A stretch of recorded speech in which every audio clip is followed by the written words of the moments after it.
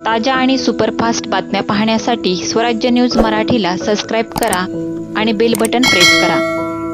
बाबू, एक तुमच्या निदर्शनात आणण्यासाठी एक गोष्ट सांगतो. जो प्रस्ताव मी मंजूर केला त्या मंजूर केलेल्या प्रस्तावामध्ये इथे एक नवीन नगरसेवकाचं पत्र वापरले गेले आहे.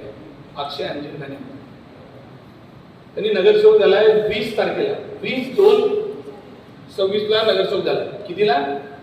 आणि पत्र कधीच तयार केले बघा, 2/2 पत्र तयार केले. नगरसेवक व्हायच्या 18 दिवस आधी लेटर पॅडवर छापलंय आणि ते पत्र दिले. असं होऊ शकतंय का? नगरसेवक व्हायच्या आधी ते आणि हे अधिकृत या पत्रासाठी वापरलं गेलं आणि ते प्रस्ताव मंजूर झाला. हे पत्र बघा दोन भाग म्हणजे या पत्राला वरची तारीख बघा. नाही ना, वरची तारीख बघा. आयुक्त साहेब वरचं बघा.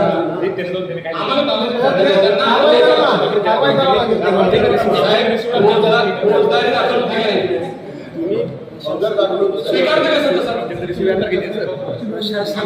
आमची 4 मार्कची साहेब पण असं स्वीकार करतात काय म्हणतो आमची खालची माणसं तुम्ही नाही प्रशासनाने बोर्डाला सादर करायला पाहिजे होतं की आदरणीय आमदार महोदयांचे पत्र यापूर्वीचं आहे. यापूर्वी आपण मागणी केलेलं आहे यांनी मांडायच्या आधीच आमचा ते केला सर. आणि हे पत्र आल्यावर होतं 2 तारखेला. सर हे आमच्याकडे नंतर आले सर. ज्या दिवशी आम्ही पत्र आलं 3ऱ्या महिन्यात आले. मार्च महिन्यात माझं म्हणणं आहे हा ठराव त्यांच्या दिवशी बोर्डात आला ना, त्या ठरावात माझा प्रश्नाचा प्रस्ताव होता की ते पहिले जे आला ते रद्द करून नव्यानं प्रक्रिया राबवलं असा प्रस्ताव आम्ही पाठवला होता. आणि त्याच जनरल बॉडीच्या मीटिंगमध्ये हा सभासद ठराव आलेला. ते नंतर आम्हाला प्राप्त झाले. हे जेव्हा नंतर सभासद ठराव प्राप्त झाला त्यावर आम्हाला प्राप्त झाला. आमदार महोदयांनी पत्र दिलं आहे पण टिप्पणी तुम्ही दिलं नसेल असं माझं. सांगितलेला विषय की तुम्ही तेव्हा जेव्हा त्यांचा ठराव केला तेव्हा निवेदिता मागून होती का? आता तुम्ही डायरेक्ट तुम्ही कुणाच्या तरी सांगण्यावरनं ते सगळं काम केलं असं स्पष्ट म्हणणं कशाला गोड करताय? वस्तुस्थिती जी आहे की त्यांना द्यायचं ठरवलं. तुम्ही 4 लोकांची कुणाची तुमची कुठल्या आमदाराची चर्चा झाली आणि तुम्ही डायरेक्ट त्यांचं ऐकून त्यांच्या प्रेशरमध्ये केलंय असं आमचं स्पष्ट म्हणणं आहे. खरं तर आम्ही बापूदेवांशी सभागृहात असं म्हणत होतो की दोन्ही संस्थांना आणि तुम्ही 3 आमदार आणि प्रमुख पदाधिकारी एकत्र बसा, आयुक्तांबरोबर एक मीटिंग अशी घ्या आणि तिथं निर्णय घ्या. हा सभागृहात तुम्ही गडबडीत निर्णय करू नका की कुणाला एकाला देतो किंवा काय नाही. हे मीटिंग नंतर सुद्धा करता आलं असतं पण त्या दिवशी हट्टपणा करून मुद्दा पण जिद्दीने करून दाखवतो या भावनेनं ते करून दाखवलं. त्यामुळे काही लोकांना सभागृहात बाहेर जावं लागलं. ही कुठली पद्धत आहे? एकीकडे आज सोलापूरचं बजेट आहे. लोकांना बजेटवर काय मिळेल ह्याची अपेक्षा आहे. लोक आज तर आपण बसलोय कशावर? सोलापूर 2 जागा कुठल्या? सोलापूरच्या स्मशानभूमीवर बसलोय. मान्य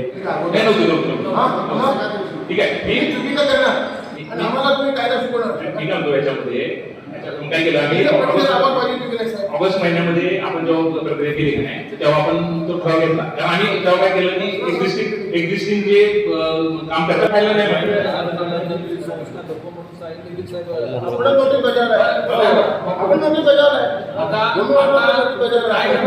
नवीन सभासद प्रस्ताव आलाय त्याला मान्यता करून दिलेली आहे. तो प्रत्येक दाखल आयुक्तांना करण्याचा विखंडित करण्याचा अधिकार आहे. त्याने विखंडित करण्याला प्रस्तावाला प्रशासनाचा अभिप्राय नाही. मला वाटतं तुम्ही पाठवलेला प्रस्ताव एसएलपीटीचं opinion of that proposal sir. सदस्याच्या प्रस्तावाचे तुमचं ओपिनियनच आहे. रद्द करा म्हणून तुम्ही सांगितलं ते थोडं घ्यायला रद्द करून टाका. ऑलरेडी या सेम विषयात तुम्ही सेम विषयात त्या सोडून पहिला रद्द करा पाठवा. मुस्लिम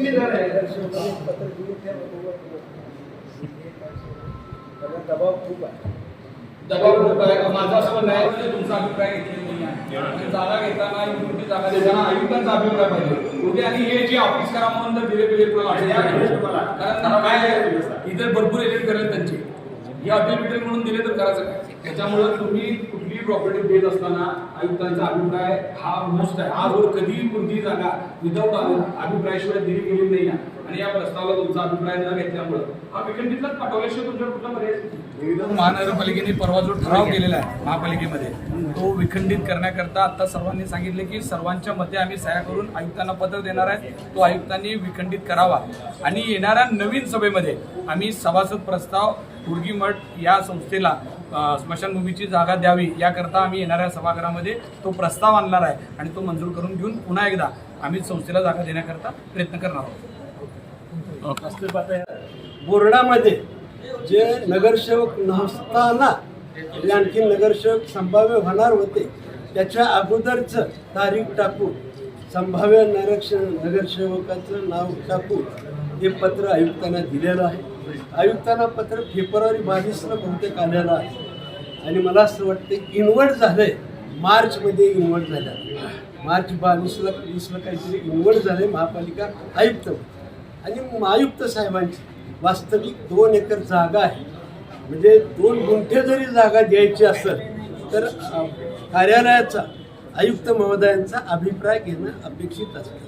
परंतु 2 एकर जागा एखाद्या संस्थेला देत असताना आयुक्तांची कुठलीही टिप्पणी नाही त्याच्यावरती आणि डायरेक्ट पत्र देऊन मागच्या तारखेचं संभाव्य नगरसेवक गृहीत धरून झालेलं आहे असं गृहीत धरून त्या पत्राचा आधार धरून बोर्डाने मला असं वाटतं की ती जागा अन्य कुणाला तरी देण्याचा ठराव केलेला आहे. मला असं वाटतं की हा ठराव चुकीचा वाटतोय. अन्य सोलापूरकरांच्या सर्व ह्याच्या भावना ह्या तीव्र आहेत आणि माननीय आमदार महोदय विजय मल्कांनी भावना व्यक्त केली. तुम्ही अधिकाऱ्यांनी कोणत्याही प्रकारचं राजकारण करू नका, समाजामध्ये तेढ निर्माण करण्याचं काम तुम्ही करू नका. उलट अमोल बापू शिंदे यांनी इतका उत्कृष्ट मांडणी केलेली होती की हा ठराव कोणत्याही संस्थेला जागा द्यायची असेल तर सोलापूर शहरातले 3 लोकप्रतिनिधी आहेत, दोन्ही संस्थाचे प्रमुखाला बोलवा, साधक बाधक चर्चा करा, कोणाची क्षमता आहे, कोण तयार आहे त्याच्या बाजूने ठराव करून द्या. आता ठरावाची घाई का? परंतु घाई कशासाठी? केवळ शहराचं श्रेय मीच केलेलं आहे असं श्रेय घेण्यासाठी हे सर्व केलेलं आहे आणि त्याला जो अधिकाऱ्याचा सपोर्ट मिळतोय त्या अधिकाऱ्यावर मात्र कारवाई होणं गरजेचं आहे.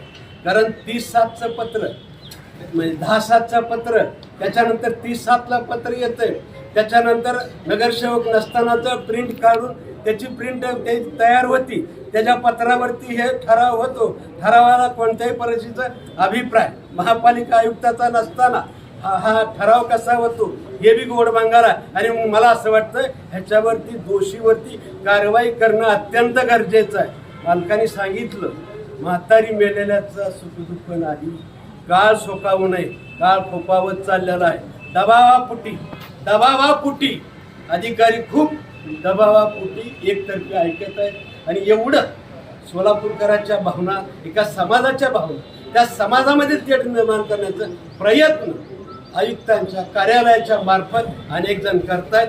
मला असं वाटतं की सोलापूरसाठी भूषण नाही, सोलापूरसाठी भूषण एक मताने काम करणं गरजेचं आहे. अमोल बापांनी जे म्हणणं होतं की दोन्ही प्रमुखाला बोलून समाजातल्या काही प्रमुख लोकांना बोलून 3 आमदारांना बोलून ह्याच्यावर चर्चा करून ठराव करा, पण केवळ श्रेय लाटण्याच्या हेतून हे केलेलं आहे.